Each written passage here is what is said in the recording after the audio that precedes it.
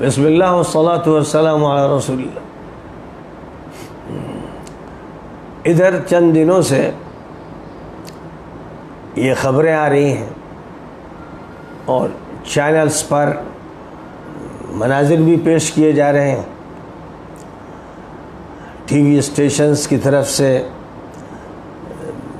سرکاری سطح پر اور غیر سرکاری سطح پر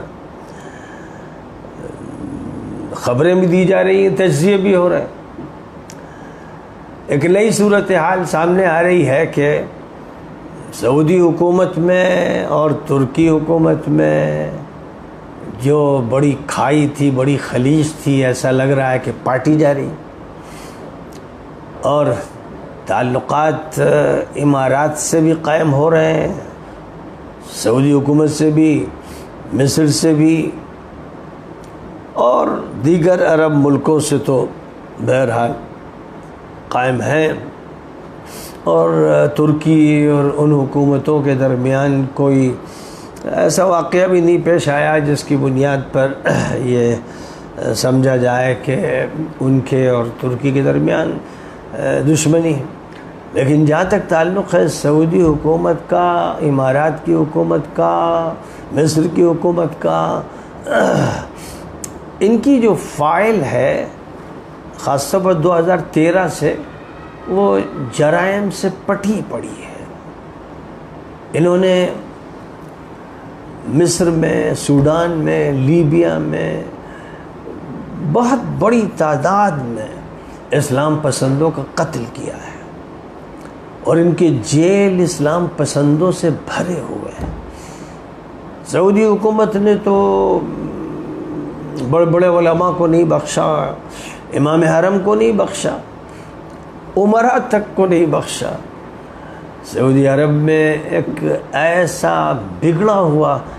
جوان ولی عہد بن گیا ہے۔ سلمان بڑھاپے کی اس منزل میں ہیں اور بیماریوں کے اس حصار میں ہیں کہ انہیں ہوش تک نہیں کہ مملکت میں کیا ہو رہا ہے، اور انہوں نے اپنے بیٹے کو جو اس دور کا یزید ملعون ہے حکومت سونپ دی ہے، اور اس کے بعد اس کے جو جرائم ہیں دنیا ان سے چیخ اٹھی۔ اور پھر جس طرح اس کی بھیجی ہوئی غنڈوں کی ٹیم نے جمال خاشقجی کو استنبول میں اپنے سفارت خانے میں بلا کر مارا، ذبح کیا، جسم کاٹا، آریوں سے ہڈی کاٹی، جسم کو پگھلایا، نام و نشان ختم کر دیا، تو اس پر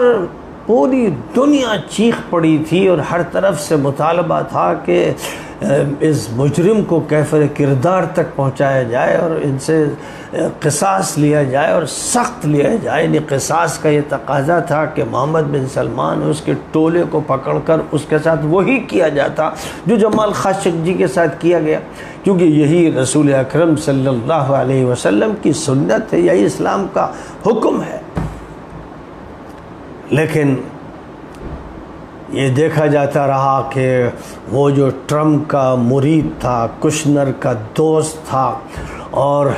جو اسرائیل سے خفیہ تعلقات رکھتا تھا، اس کے آبا و اجداد بھی اسرائیل کے ساتھ ہمیشہ خفیہ تعلقات رکھتے رہے، اب وہ اس حد تک آگے بڑھ گیا کہ اس نے صدی کا سودا کیا، صفقۃ القرن جس کو قرار دیا گیا، اور جس میں یہ بات طے کی گئی ہے کہ فلسطین کو فلسطینیوں سے بالکل خالی کر لیا جائے گا، اور خاص طور پر شہر قدس کو اسرائیل کا کیپٹل مانا جائے گا، اور مسجد اقصیٰ کو نعوذ باللہ ڈھا کر وہاں ہیکل سلیمانی یعنی دجال کا قصر تعمیر کیا جائے گا۔ اور اسی کے ساتھ ساتھ جو جزیرۃ العرب کا شمالی علاقہ ہے جس کی سرحدیں اردن سے ملتی ہیں، اور پھر جو آبنائے مشرقی ہے بحر احمر کی، اس کے ذریعے فلسطین سے اور گویا موجودہ اسرائیل سے ملتی ہیں، اور جس کے ساتھ بڑے پیکٹ ہوئے ہیں، تو اس شمالی علاقے میں نیوم کے نام سے ایک ایسا شہر آباد کیا جا رہا ہے بہت تیزی کے پوری دنیا میں جو بڑے بڑے تجارتی علاقے ہیں اسی طرح اس کو بھی آباد کیا جائے گا۔ اس علاقے میں یہ سب عمل ہوگا جہاں قوم صالح رہتی تھی، اس پر عذاب آیا، اور آگے بڑھ کر قوم لوط جہاں بستی تھی، جس کو بحر میت کے نام سے، ڈیڈ سی کے نام سے یاد کیا جاتا ہے، وہ سب کو ایک دوسرے سے ملا کر، اور پھر اس کی سرحدیں اسرائیل سے مل جائیں گی، اور اس طرف بحر احمر کی جو آبنائے مشرقی ہے جس میں اسرائیل کی بھی بندرگاہ ہے اور اردن کی بھی بندرگاہ ہے، اور پھر سعودی حکومت کی بھی بندرگاہ شمالی خطے میں ہے، یہ سارا علاقہ ایک ایسا ٹورزم کا علاقہ ہوگا جہاں کوئی پابندی نہیں ہوگی، کھلی آزادی اوریانیت کی ہوگی، ہر طرح کے سینما گھر ہوں گے، ہر طرح کی فلمی دنیا کے لوگ آئیں گے، اور وہاں ان کو پورا موقع ہوگا۔ یہ ساری کارروائیاں ہیں، اور ان کے علاوہ جو کچھ بھی سامنے آتا رہا ان سالوں میں کہ الاخوان المسلمین کو ختم کرنے کے لیے، ان کی طاقت توڑنے کے لیے یمن کو تباہ کیا گیا، سوڈان کو تباہ کیا گیا، مصر کو تباہ کیا گیا، ہزاروں انسانوں کو قتل کر دیا گیا، اور ہزار کو جیل میں ڈال دیا گیا، اور پھر اخوان کو دہشت گرد کہا گیا، اور اسرائیل سے ٹکرانے والی طاقت حماس کو دہشت گرد قرار دیا گیا، اور بات یہاں تک پہنچی کہ وہ علماء کی تنظیم جو آزادی کے ساتھ، اپنے استقلال کے ساتھ رائے دیتی ہے اور حق کی بنیاد پر فتویٰ دیتی ہے، اتحاد العلماء المسلمین کو بھی دہشت گرد قرار دے دیا گیا۔ اور سب سے آخری بات جس کے بعد تصور ہی نہیں ہو سکتا کسی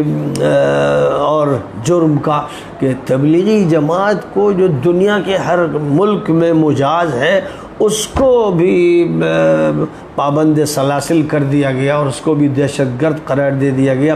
یہ سارے واقعات سعودی حکومت میں ہوتے رہے، اور امارات نے تو بالکل مادر پدر آزاد ہو کر، برہنہ ہو کر اسرائیل کے لیے دروازے کھول دیے، چوپٹ دروازے کھول دیے، جیسے شرک کے لیے بھی دروازے کھول دیے۔ تو وہاں پر باقاعدہ دوبارہ بتوں کو سجایا جا رہا ہے۔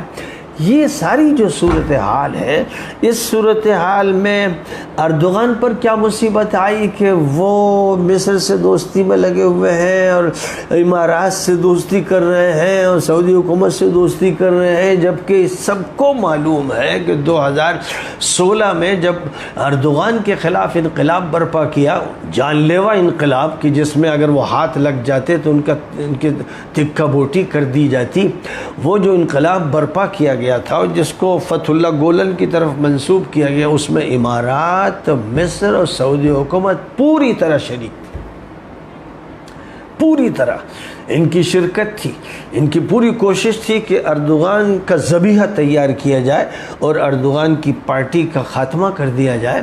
اور ان کو آگے بڑھنے نہیں دیا جائے۔ لیکن انقلاب ناکام ہوا، اور محض اللہ تعالیٰ کا یہ فضل و کرم تھا کہ انقلاب ناکام ہو گیا، اور ایسے اسباب سے ناکام ہوا جن کے بارے میں سوچا نہیں جا سکتا تھا، تو اردوغان کو فتح حاصل ہوئی۔ اس کے بعد پھر امارات اور سعودی عرب نے پوری طرح امریکہ کی سرپرستی میں کام سارا اسرائیل اور امریکہ کے اتفاق اس کے ساتھ اور سرپرستی کے ساتھ ہو رہا ہے۔ دونوں ملکوں نے پوری طاقت کے ساتھ اس بات کی کوشش کی کہ اردوغان حکومت پر ایسی معاشی بحران کی صورتحال لاد دی جائے، ایسے بحران میں مبتلا کر دیا جائے کہ اگر ہم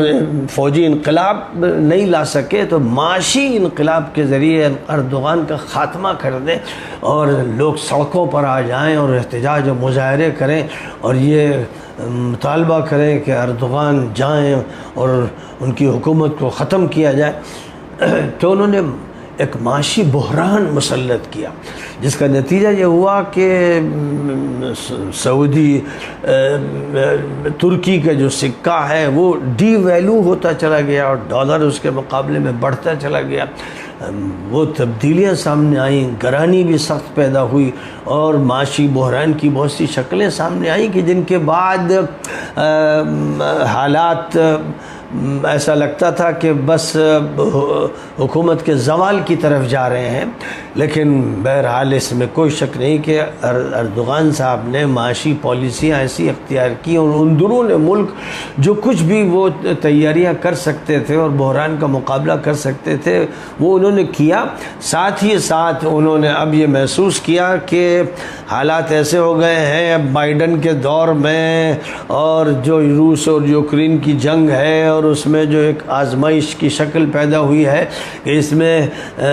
سعودی حکومت کو ایک بائیڈن سے بھی ڈر لگا ہوا ہے اور امارات کے لیے بھی خطرات ہیں، اور دوسری طرف ایران جو ہے وہ ان کے لیے مصیبت بنا ہوا ہے، جس نے سیریا پر قبضہ کر رکھا ہے، عراق پر کر رکھا ہے، لبنان پر کر رکھا ہے، یمن پر کر رکھا ہے، اور یمن سے ان پر وار ہوتے رہتے ہیں، آرامکو پر وار ہوتا ہے، اور کبھی ان کے جو یمن کے پڑوسی علاقے ہیں وہاں پر وار ہوتا ہے، یہاں تک کہ امارات پر بھی ایک وار کیا گیا۔ تو اب اس کے بعد امریکہ اور اسرائیل نے ان کو یہ سمجھایا کہ اگر یہ چاہتے ہو کہ ایران سے اپنے کو بچاؤ اور جو خطرات تمہارے سامنے ہیں تو اس کا ایک ہی طریقہ ہے کہ ایک عربک نیٹو تیار کیا جائے، جیسے ایک نیٹو یورپین حکومتوں کا ہے ویسے ایک عربک نیٹو تیار کیا جائے، اور اس میں سعودی حکومت اور امارات اور مصر اور اردن اور ترکی بھی شامل ہوں۔ گویا یوں کہیے کہ سنیوں کا ایک محاذ بنا دیا جائے ایران کا مقابلہ کرنے کے لیے۔ امریکہ کے بارے میں سب جانتے ہیں کہ اس سے زیادہ مکار اور غدار اور جھوٹا اور لڑانے والا اور قتل کر کے تماشا دیکھنے والا کوئی ملک نہیں، اور اسرائیل تو دل سے چاہتا ہے کہ مسلمان آپس میں لڑیں، جھلس جائیں، تباہ ہو جائیں۔ جو صدام اور خمینی کی لڑائی تھی وہ بھی ظاہر ہے کہ اسرائیلی مقاصد کے لیے تھی، اور آج جس لڑائی کو بھڑکانے کی کوشش کی جا رہی کہ خلیجی ممالک اور ایران میں ٹکراؤ ہو، ظاہر ہے کہ ایران بھی جھلسے گا اور خلیجی ممالک تو 2 دن میں ختم ہو جائیں گے، سارے ٹاورز نیچے پڑے ہوں گے اور ملبہ ہی ملبہ ہوگا اور ہزاروں لاکھوں کی موتیں ہوں گی، تو وہ دن اسرائیل کی بے انتہا خوشی کا ہوگا اور امریکہ میں ڈفلیاں بجائی جائیں گی، اور اس کا یہ نتیجہ طبعی طور پر لازمی طور پر نکلے گا کہ وہ اڈے امریکہ کے جو پورے جزیرۃ العرب میں ہیں، سب سے زیادہ سعودی حکومت نے وہ اڈے قائم کیے، پھر امارات میں وہ اڈے ہیں، بحرین میں ہیں، ہر ملک میں ہیں، تو وہ اڈے ظاہر ہے کہ صہیونی اڈے ہیں، وہاں جو بڑے بڑے آفیسران ہیں اور کمانڈرز ہیں وہ یہودی ہیں، اور وہ صرف یہودی نہیں صہیونی ہے، تو اس اعتبار سے پورا جزیرۃ العرب ان کی گرفت میں ہے، عسکری گرفت میں ہے، ساتھ ہی ساتھ سیکیورٹی ٹوٹلی ان کے ہاتھ میں ہے، اور محمد بن سلمان کی سیکیورٹی تو اسرائیلی کمپنی کے ذمہ ہے، یہاں تک کہ کئی سالوں سے حج کی جو سیکیورٹی کا انتظام ہے وہ بھی ایک اسرائیلی کمپنی کو دیا گیا ہے، کیونکہ محمد بن سلمان کو اب اپنی فوج پر اطمینان نہیں، اپنی پولیس پر اطمینان نہیں، اپنی انٹیلیجنس پہ اطمینان نہیں، کیونکہ اس نے عمرہ کو مارا ہے، شہزادوں کو مارا ہے، اور شاہ عبداللہ کے ساتھ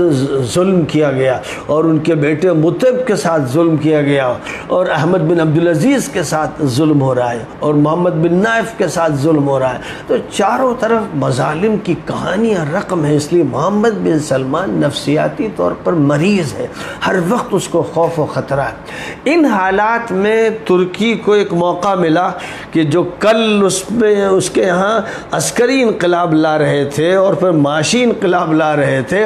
آج وہ ایسے حصار میں خود پھنس گئے ہیں کہ قطر کے خلاف انہوں نے محاصرہ کیا تھا اور پھر قطر کے سامنے انہیں جھکنا پڑا،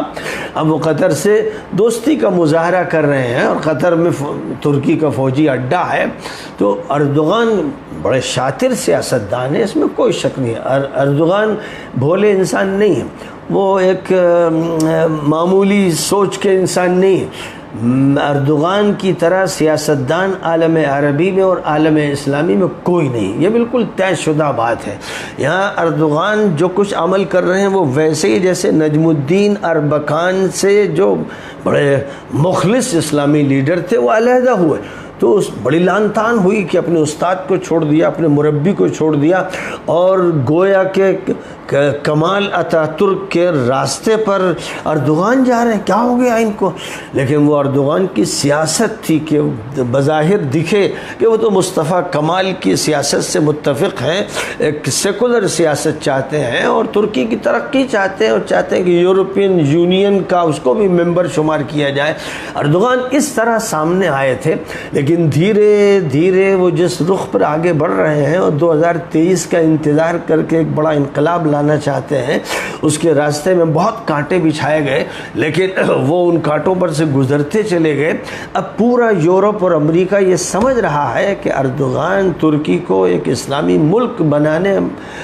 کی پوری تیاری میں لگے ہوئے ہیں۔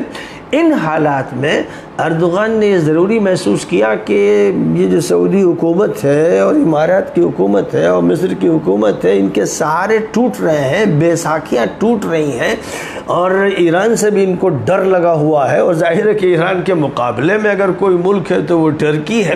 اس لیے انہوں نے پیش قدمی کی کہ بھائی میں تو چاہتا ہوں کہ ہمارے اور آپ کے تعلقات ہوں، اور میں آپ کے تحفظ کی ذمہ داری لے سکتا ہوں اور آپ کو ہتھیار بھی دے سکتا ہوں۔ تو اب ظاہر ہے یہ بھی مجبوری کی حالت میں تھے، اور ان کو بھی کچھ نہ کچھ مفادات درپیش تھے، اور یہ گروپ جو ہے نیٹو، عربک نیٹو بنانا بھی چاہتے ہیں، اور چونکہ اسرائیل کے ساتھ ان کے گہرے تعلقات ہیں، تو اردوغان کی سیاست نے مصطفیٰ کمال کی سیاست اختیار کرتے ہوئے پہلے اسرائیل کے صدر کو دعوت دی اور ترکی میں ان کا استقبال کیا، اور اس کے بعد پھر وہ خود جزیرۃ العرب تشریف لائے۔ رمضان کے مہینے میں وہ حجاز آئے اور محمد بن سلمان سے انہوں نے ملاقات کی، جس کے بارے میں ان کو 100% یقین ہے کہ یہ خاشقجی کا قاتل ہے، علماء کا قاتل ہے، مجرم ہے، لیکن مجرموں سے بھی کیسے دوستی کی جاتی ہے اور سیاست کے لیے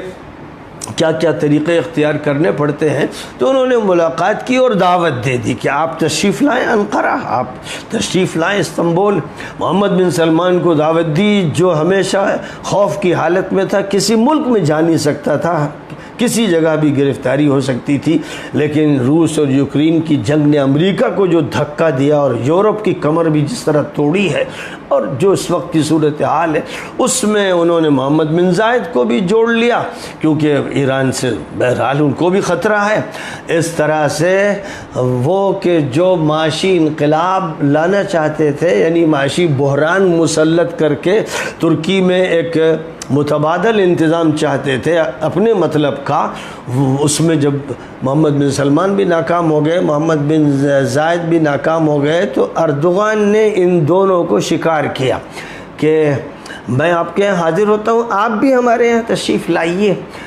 اور تشریف لائیے کا مطلب یہ ہے کہ اب بلینوں کے ہمارے آپس کے درمیان معاملات ہونے چاہیے، ہمارے آپس میں اتفاق ہونا چاہیے، تجارتی راستہ کھل جانا چاہیے۔ تو جو معاشی اس وقت مصیبت ہے، اور وہ انتظار کر رہے ہیں 2023 کا، کیونکہ 2023 ایک انقلابی سال ہوگا اور الیکشن بھی ہوگا ترکی میں، اور اردوغان کو کامیاب ہونا ہے، تو کامیاب ہونے کے لیے ضروری ہے کہ معاشی بحران سے ترکی کے لوگوں کو نکالا جائے۔ اس کے لیے انہوں نے سعودیہ اور امارات کے حکمرانوں کو دعوت دی کہ ان کی حاضری سے معاملات طے ہوں گے، اور ہم ان سے کہیں گے کہ ہماری طرف سے آپ ہتھیار لیجئے، ہم آپ کا تحفظ کریں گے۔ آپ دوسروں کے اڈے کی بات کر رہے ہیں، امریکہ تو زوال کی طرف جا رہا ہے، ہمارے اڈے قائم ہونے چاہیے۔ تو اس طرح ترکی اپنے نفوذ کی کوشش کر رہا ہے اور اپنے یہاں کے بحران کو دور کرنے کی کوشش کر رہا ہے، اور جو سیاست نجم الدین اربکان سے علیحدہ ہو کر اردوغان نے اختیار کی تھی، جس میں لگتا تھا کہ اب وہ مصطفیٰ کمال کے راستے پر چل رہے ہیں،